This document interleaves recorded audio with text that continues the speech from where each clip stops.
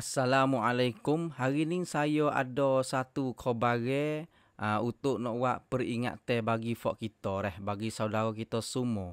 Saya rasa khabar ni ada faedah sangatlah bagi fok kita.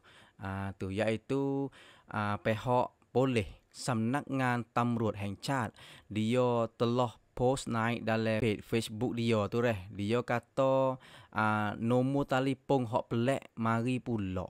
Dulu ada dah nombor telefon hok pelik Sekarang ni mari pula. Tengah duk rabat pula dia kata. Gapo dia nombor telefon hok pelik iaitu nombor telefon hok ada aku buat depan.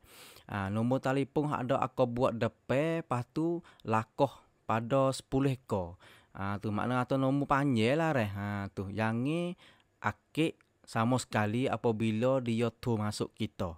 Lepas tu pihak polis tu dia neknam kena buat lagu mana. Belum pada nak berlaku lagu tu dia kata suruh fok kita ni teken gapo iaitu teken dokcan akak terosak teken dokcan 138. Lepas tu dokcan 1 pagar. Semula teken dokcan 138 dokcan 1 pagar. Ni kita oyak baik mudah-mudah Lepas tu teken took.